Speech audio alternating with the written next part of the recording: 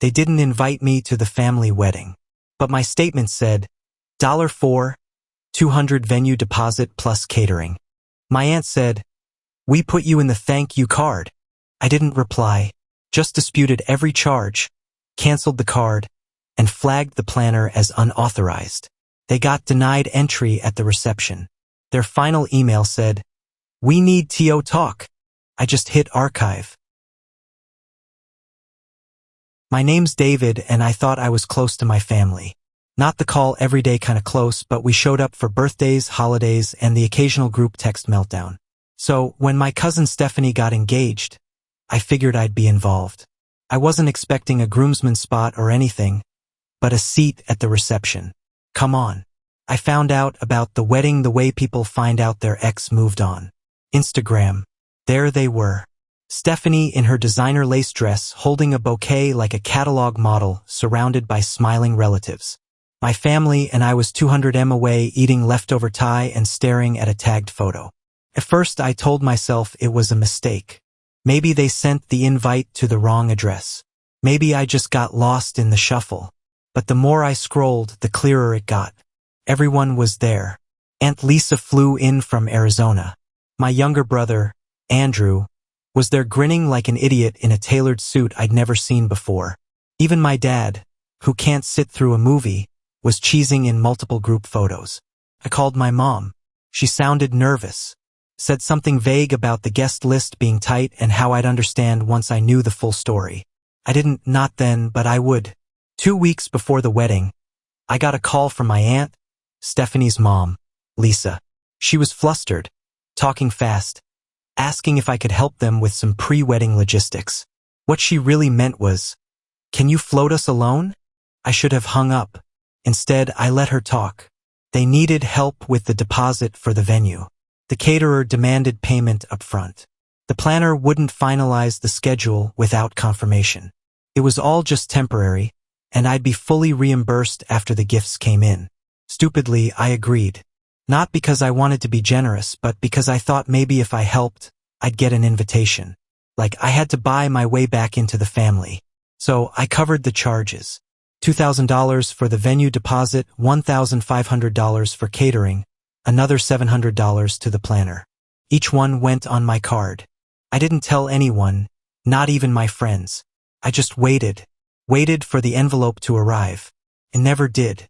3 days before the wedding, I texted Stephanie. Just a casual, "Hey," wondering if there was something I'd missed.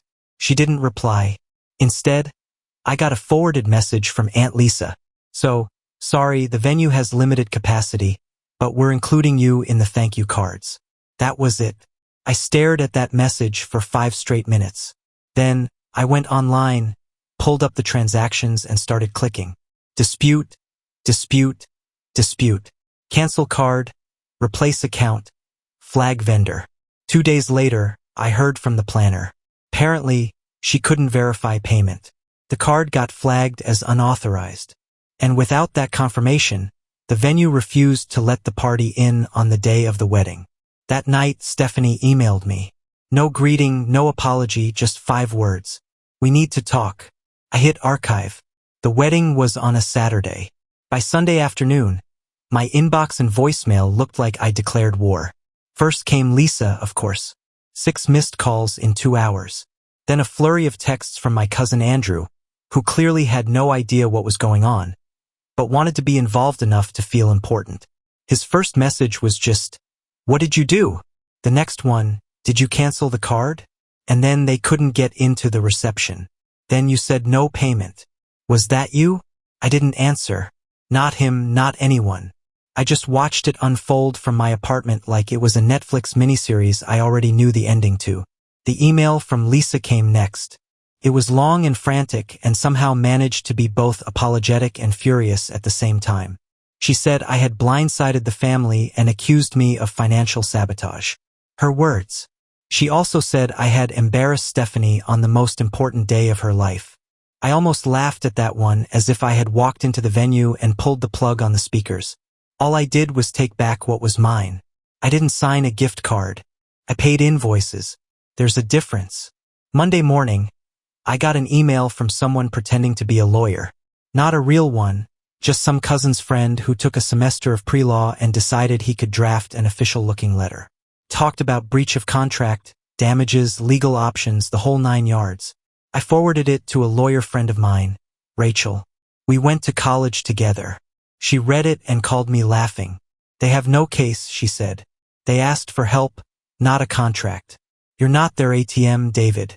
Still, I knew this was going to get worse before it got better. By Tuesday, the wedding photos started disappearing from social media. First Stephanie's post, then the tag from her photographer, then a whole bunch of people untagged themselves from the reception shots. The internet moves fast, and apparently so do people trying to erase evidence of a ruined evening.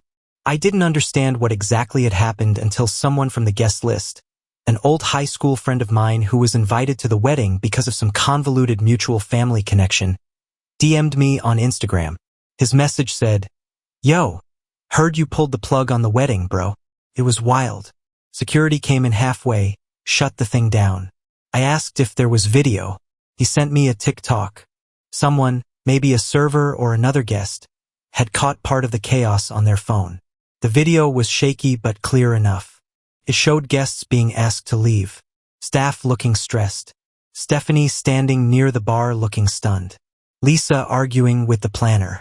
There were subtitles added for drama along with the caption, 'When your rich aunt forgets to pay for the venue.' It had over 40,000 views by the end of the day. I watched it twice, then 3 more times just to make sure I was seeing it right.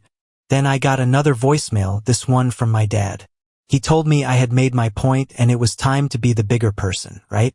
Because apparently in this family, the person who gives the money is expected to stay quiet while everyone else throws the party. I listened to his message twice, deleted it, and didn't bother responding. Later that night, Lisa finally got through. I blocked her main number, but she tried calling from a different one. I answered just to see what she'd say. She skipped the pleasantries. "You've humiliated us," she said. "We put you in the thank you card. You didn't even care about coming." Clearly, I told her that a thank you card doesn't cover $4,200. I told her that if they had simply been honest, if they had told me from the start that they didn't want me there, but still wanted my money, I wouldn't have paid a cent. She told me I was making this personal. I told her it was personal. Then I told her something else. I wanted the money back. All of it. If they didn't want to deal with me, they could talk to my lawyer. She didn't like that. That week, I made another decision. I wasn't just going to get my money back. I was going to make sure they felt the sting of this for a long time. They thought embarrassment was the worst thing that could happen. They hadn't seen anything yet. I didn't go to a lawyer right away, even though Rachel offered. What I did instead was dig through old messages, emails, and bank statements. I wanted every shred of evidence that tied me to those payments, every receipt, every text where Lisa used words like reimbursement and will pay you back. I had it all. By Thursday, I sent a single email to Lisa and CC'd Stephanie and Andrew. It was simple. Attached were copies of the charges, $4,200 broken down by vendor. I gave them 7 days to return the money. No threats, just dates and numbers. Lisa didn't reply. Stephanie did. Her message was almost insulting. She said the family was emotionally drained and that right now isn't the time to get into money stuff. As if I'd asked for a favor. As if this was something to be pushed aside because she was still basking in the ashes of her botched reception. The thing about people like Stephanie is that they assume family means immunity. That no matter what they do, someone else will clean it up. I used to be that person. Not anymore. Instead of chasing them, I waited. Let the 7 days run out. Then I sent the same email again. This time to the planner, the caterer, and the venue, too. I didn't need to say much. I just let them know the payment disputes were valid and that I was no longer associated with the events in question. I mentioned fraud once. That was enough. One of them responded. The planner. Apparently, Lisa had tried to rebook the same planner for a different event. A redo party in late summer. But after my email, the planner pulled out and blacklisted Lisa from future bookings. That was just the beginning. I started hearing from relatives I hadn't spoken to in months. My Uncle Ben reached out and asked what really happened. I sent him the same breakdown. 2 days later, He sent me screenshots of a group chat that Lisa and Stephanie were in. Turns out they'd been spinning a different version of the story to the rest of the family. In their version, I'd hacked Lisa's car to reverse the charges. They claimed I deliberately sabotaged the wedding out of jealousy. It was a full-blown smear campaign. So, I did something I hadn't planned on doing. I posted the receipts, not in some public forum, just a private message sent out to a select group of relatives. Clean, polite, unemotional. I showed them the texts, the amounts, and the silence that followed. Then I ended it with a question. If this happened to you, would you stay quiet? The silence after that message was different. Heavy. Not everyone replied, but the ones who did weren't angry. They were embarrassed for not noticing, for not stepping in, for letting Stephanie and Lisa run unchecked for so long. And then something unexpected happened. Andrew showed up at my apartment. I hadn't seen him in person in months. He didn't call first, just rang the buzzer and waited. I let him in mostly out of curiosity. He didn't try to defend them. He looked tired, said he didn't know they'd cut me from the invite list until the night before the wedding, and by then it was too late. He apologized, but not just for himself. Then he said something that stopped me cold. They're not going to pay you back, David. They spent the gifts already. Honeymoon's charged. Everything's gone. I asked what he meant by everything. He said Lisa sold one of Grandma's old rings without telling anyone. Used it to cover the extra catering bill after my payments got pulled. That ring had been promised to my mom, passed down through her side. I didn't even know it was missing. Now I had something else to recover. And it wasn't just about money anymore. It was almost midnight when Andrew told me about the ring. We were sitting in silence for a minute after he dropped it. Like the words had just flattened the room. Grandma's emerald ring gone. Sold to cover wedding costs after the reception collapsed. The same ring my mom had been promised for years. The one she wore during special occasions, even though it technically still belonged to Lisa. That was the one thing in the family that actually had a traceable line of inheritance. I didn't say anything for a while. Not because I was shocked, but because I wasn't. It fit perfectly with everything else. Andrew looked embarrassed. Said he only found out because he overheard Lisa on the phone with someone named Marjorie at a jewelry boutique in Charleston arguing about getting a better price. Apparently, Lisa didn't get nearly what it was worth, but she didn't care. She was desperate to patch the financial hole my reverse payments had left behind. I asked him if Mom knew. He said no. Lisa was trying to frame it as repurposing and used family assets or some garbage like that. The audacity of calling an heirloom and used just to clean up a self-made disaster actually made me laugh briefly. The next morning, I called the store.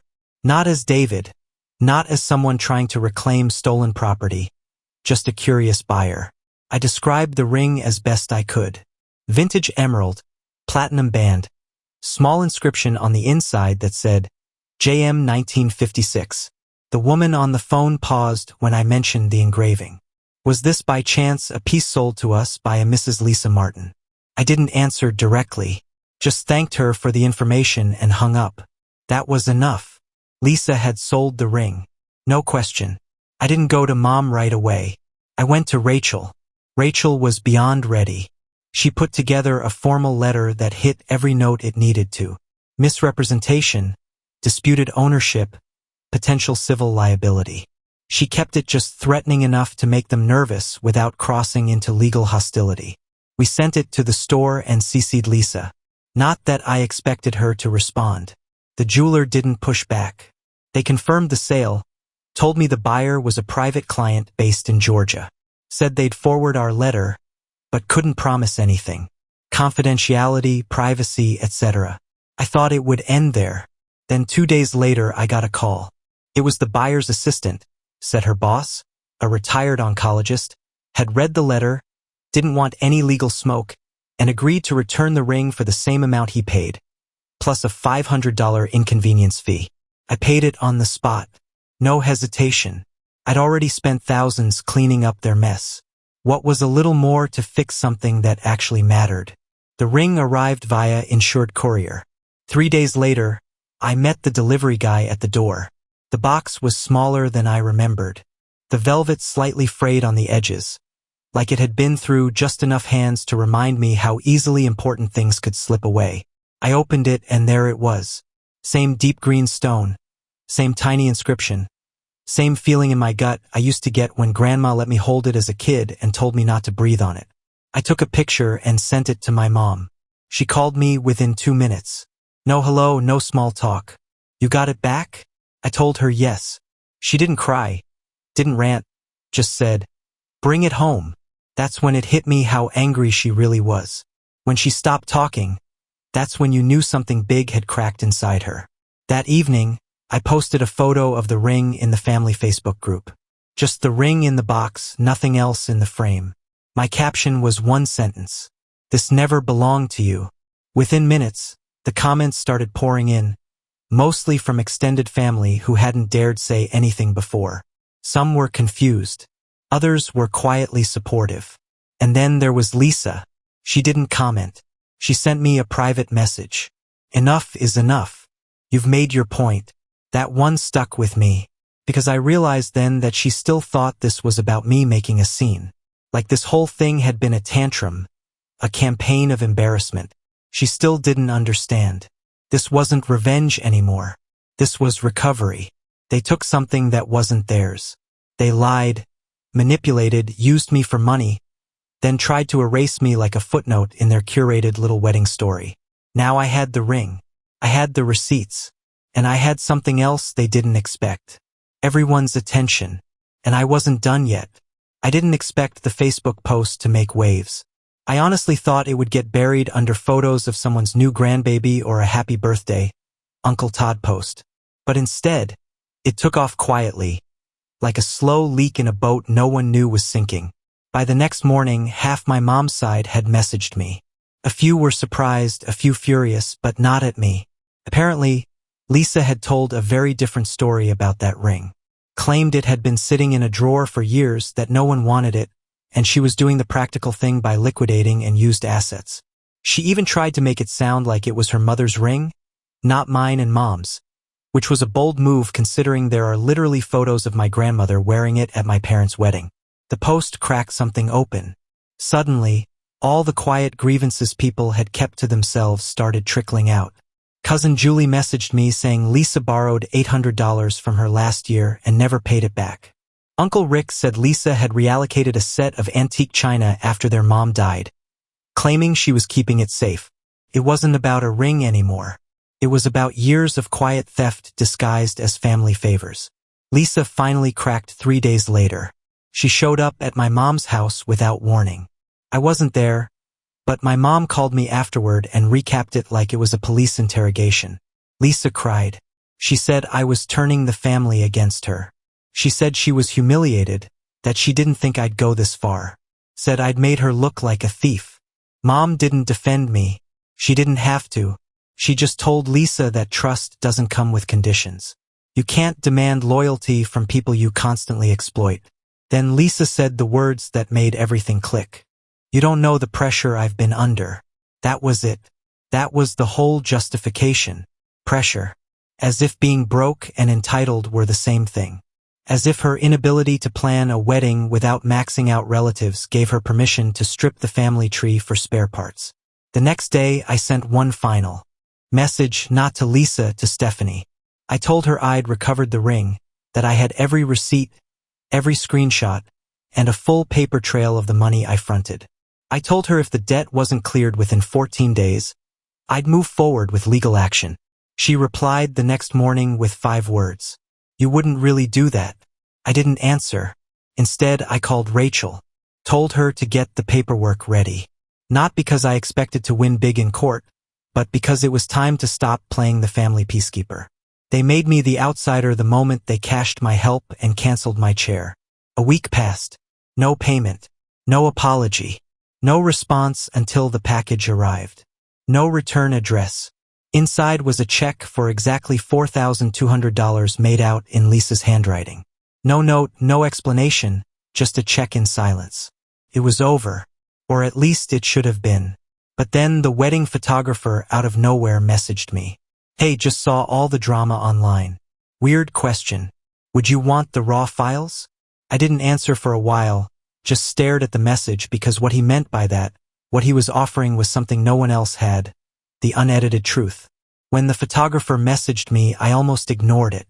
At that point, I was so far past the wedding that even the mention of it felt like old noise. But his message was oddly direct. He said he'd seen everything online, the ring, the reverse payments, the family drama, and thought I might want the raw photo files. At first, I thought he meant a few pictures.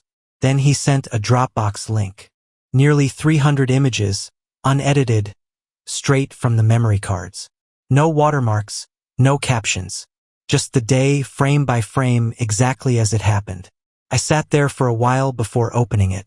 Then I poured a drink, opened my laptop, and started going through them. The first shots were basic makeup chairs, the dress hanging on a window frame, some bridesmaids trying too hard to look candid. Nothing offensive, just the typical pre-wedding fluff. But the energy was all wrong. Stephanie didn't look happy, not nervous either, just annoyed, tired, like she was already over it. Then I found the first weird one. A photo of Lisa standing next to the planner, pointing at a clipboard. The planner's face said everything. She wasn't smiling. The timestamp said it was 11:47 a.m., just a few hours before the ceremony. I flipped to the next one. Lisa on the phone. The one after that, Stephanie sitting on a bench alone, scrolling her phone, dress still half done, not a bridesmaid in sight. I kept clicking. The deeper into the folder I got, the more the cracks showed. Family members arguing outside. A guest checking their watch in the middle of the ceremony. Someone, I think a cousin, quietly handing Lisa an envelope that was clearly full of cash. Then came the reception, or what was supposed to be the reception. The photos shifted from awkward to chaotic fast. The room was only half full. Some guests weren't even seated, just standing around looking confused. The DJ looked lost. Stephanie was pacing. Lisa had her back to the camera in most shots, talking to staff with this tight, frozen posture like she was trying to hold everything together by sheer force of will. And then the moment it all broke, a photo taken from across the ballroom showing two venue staff talking to the planner. Then another where the same two staff members were walking toward the mic stand. Next frame, the DJ unplugging his laptop. Then the one that really hit. Lisa standing center frame, mouth open mid-sentence, hands raised while Stephanie was off to the side with her veil twisted and mascara running. There were no smiles in the final 50 photos. Just people leaving, empty chairs, leftover food untouched. Lisa still arguing with the planner while security stood 5 feet away, arms crossed. I closed the folder and just sat there for a while. It wasn't satisfying. It wasn't even sad. It was just hollow, like watching the slow-motion replay of a car crash you saw coming the whole time, but still hoped would stop before it hit the wall. I didn't share the photos. I didn't post them or send them around. I didn't need to. The story had already made its rounds through the family, and everyone had drawn their lines. Some people quietly sided with me. Others stayed loyal to Lisa, mostly out of habit, but no one defended what she did. A few weeks later, I got one last envelope, handwritten. No return address. Inside was a check for $4,200 and a short note. No apology, no explanation. Just this makes us even. Please stop. I deposited the check. Not because it fixed anything, but because it was mine. I let the notes sit on my desk for a week before finally tearing it up. Lisa never reached out again. Neither did Stephanie. Andrew tried once or twice. Sent a few texts that were polite but cautious. Like he wasn't sure if the door was still cracked open. I didn't slam it, but I didn't open it either. Mom wears the ring now. Not for show, but out of quiet principle. She wears it to family dinners, to church, to coffee with friends. Every time I see it on her hand, I remember exactly what it took to get it back and everything I had to lose first. I didn't burn bridges. I just stopped rebuilding the ones they kept blowing up. And for the first time in a long time, that felt like enough.